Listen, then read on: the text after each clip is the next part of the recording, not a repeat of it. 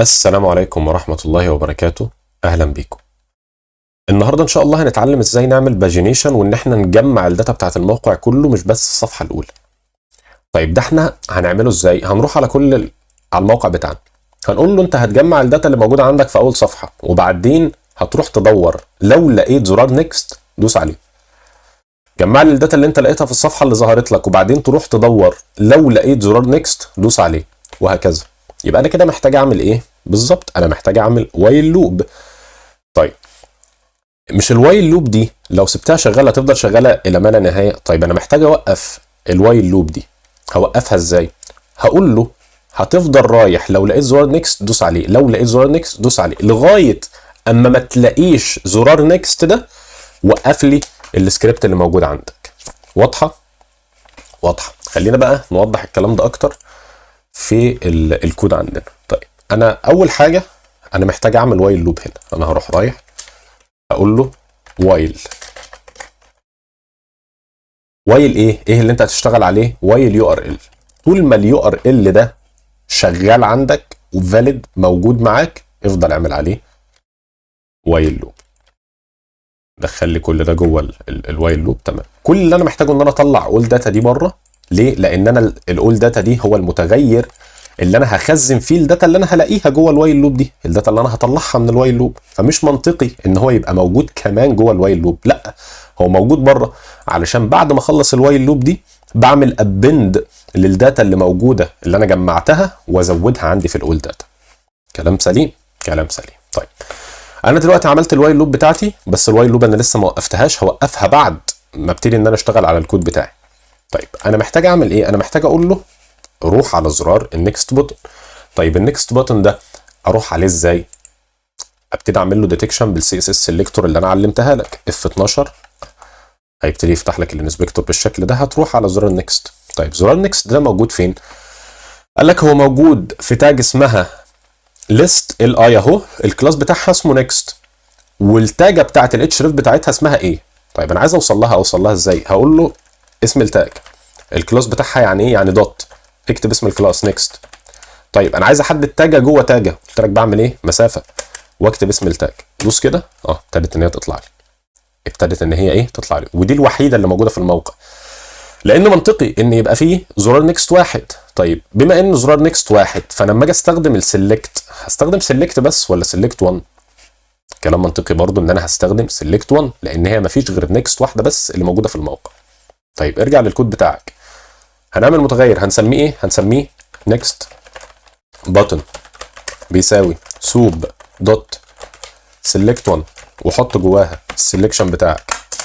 كلام جميل. طب هو انا مش قلت لك، ما كنت لسه بشرح لك الكونسبت من شويه، انت هتروح هتعمل سكرابنج للموقع لو لقيت النكست بوتون. لو يعني ايه في البرمجه عندنا؟ اف نكست بوتون، اف نكست بوتون. ايه الكلام؟ هتعمل ايه؟ هتروح تجيبهولي. طيب هو المتغير ده هيطبع لي ايه؟ لو انا عملت له برنت هيطبع لي ايه؟ هيطبع لي القيمه دي، هيطبع لي التاجه كلها اللي هي دي. طب ما تخلينا نجرب برنت، انت بتقول لي انت كم اشتغل عملي، ما تشتغليش نظري. طيب خلينا بس ايه قبل ما نشتغل على الاف هنا، خلينا اقول لك ان انا اعمل برنت للايه؟ للنكست بوت.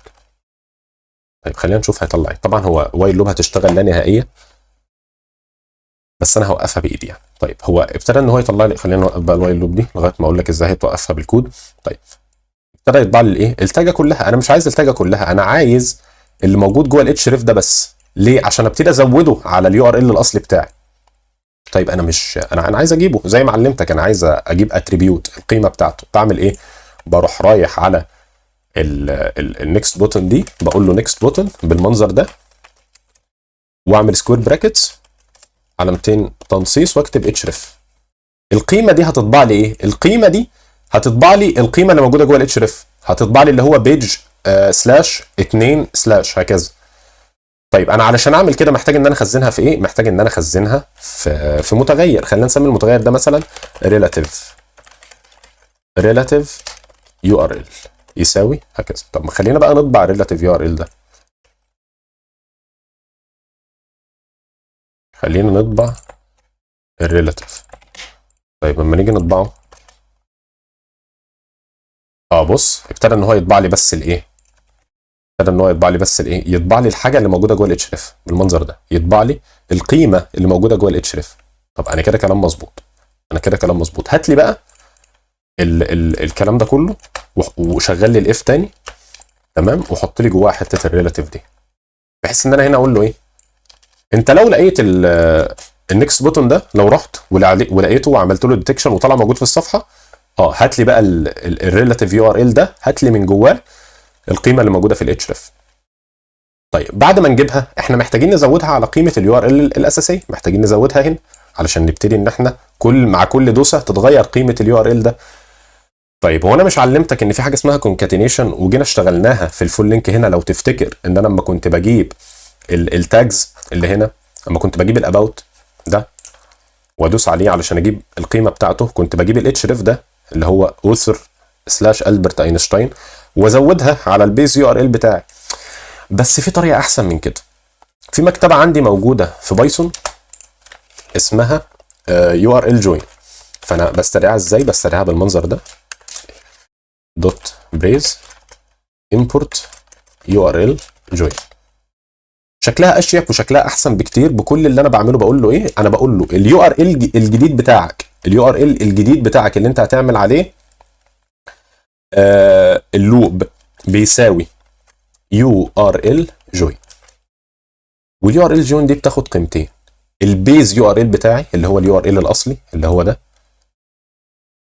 يبقى هاخد القيمه بتاعته. هتزود لي عليها ايه؟ هتزود لي عليها حاجه بسيطه خالص، وهي الريلاتيف يو ار ال. وهي ايه؟ الريلاتيف يو ار ال. طيب هو اليو ار ال الجديد اللي هيطلع لي هنا، القيمه بتاعت اليو ار ال دي هتبقى ايه؟ هتبقى بالمنظر ده، كده، ومزود بعديها بيج سلاش 2 او 3 او 4 او 5 او 6، مش انا بعمل وايل لوب، فهي هتبقى بالمنظر ده القيمه بتاعتها. واضحه لغايه كده؟ الدنيا بسيطه. يعني انا كل اللي عملته رحت عملت سيلكشن للنكست بوتون بالطريقه بتاعتنا خالص بالسي اس اس سيلكتور. بقول له ايه؟ لو لقيت النكست بوتون ده هتروح تجيب لي قيمه الاتش ريف اللي موجوده جواه، قيمه الاتريبيوت ده اللي هي دي. بعدها زي ما استخدمنا مكتبه موجوده بسيطه خالص، ميثود هنا موجوده، فانكشن اهي شغاله، بقول له يو ار ال جوين، هتروح تجيب اليو ار ال اللي هو الاصلي بتاعي، تزود عليه الريلاتيف يو ار ال اللي انا لقيته ده اللي هو يطلع لي بالقيمه دي في الاخر. طب انت ما تقول لي، طب ما انت ما تستخدم الطريقه دي هنا بدل ما انت عامل وجع دماغ ومبوظ الدنيا هنا؟ اقول لك بسيطه خالص، رجع لي دي كده زي ما كانت، تمام. هتقول له هنا برضو نفس الكلام، يو ار ال جوين، بتاخد قيمتين، قيمه اليو ار ال الرئيسيه والقيمه الثانيه اللي موجوده هنا اللي انت زودتها بعد علامه الزائد اللي هي بالمنظر ده بس. وامسح لي بقى الليله دي كلها، مش محتاجه خالص في حاجه. دي برضه هتطلع نفس القيمه اللي هي القيمه دي. تمام كده انا عملت الاف. طيب انا عايز بقى اقفل، انا عايز اقفل الفور لوب دي، انا عايز اوقف الوايل لوب دي، لان هي كده هتفضل شغاله لما لا نهايه. انا لو كده شغلت الكود هو هيفضل شغال، مش هيفصل ومش هيقف معايا. طيب هو لو دي الوقفه بتاعتها ايه؟ اف إلس، يبقى إلس. لو بقى ما لقيتش الليله دي، يعني انت هتروح لو لقيت دول اشتغل، لو بقى ما لقيتهاش هتعمل ايه؟ خلينا نعمل زرار برنت. زرار ايه؟ خلينا نعمل برنت بسيطه، حاجه يقول لك هنا ايه فيها، ان نو نيكست بutton فاوند. انت خلاص مفيش، انت وصلت لاخر صفحه، ما لقيتش نون، ما لقيتش زراير جديده. طيب ما هو كده برضو لسه هيشتغل، انت لسه ما وقفتش. مش انت كنت بتقول ان انت لو لقيت اليو ار ال افضل شغال عليه؟ طيب انا عايز اخلي قيمه اليو ار ال دي بقى مش موجوده في الاخر، اللي هي قيمه اليو ار ال دي فاضيه صفر علشان ما تشتغلش. هقول له يو ار ال بيساوي نون، يو ار ال بيساوي نون. السطر ده اهم سطر في الكود. ليه؟ لان ده اللي بيوقف لي الوايل لوب. طب ما تيجي بقى نشغل الكود بتاعنا ونشوف اذا كان هيشتغل ولا لا. طيب هنكتب حاجه بسيطه خالص وسطر كود بسيط خالص هيسهل علينا العمليه دي ان هي تبقى موجوده قدامنا في التيرمينال. هنيجي هنا في الوايل لوب وهو شغال، هنعمل برنت بسيطه جدا تعرفنا هو بيعمل سكرابنج لاهني صفحه. تمام، بكل بساطه هنقول له كده سكرابنج بيج ونحط هنا URL. طيب ده هيقول لي ايه؟ ده هيقول لي انا بعمل سكرابنج لاهني صفحه في دول كله. يعني لما اجي اشتغل هنا اهو واشغل الكود بتاعي، بص لقيته بيقول لي ايه؟ سكرابنج بيج العاديه خالص، وبعدين الستاتس كود سكرابنج بيج 2، سكرابنج بيج 3، سكرابنج بيج 4، لغايه اما راح لاخر واحده سكرابنج بيج 10 وابتدى ان هو يخلصها. طيب انت هتقول لي الستاتس كود ده شيله.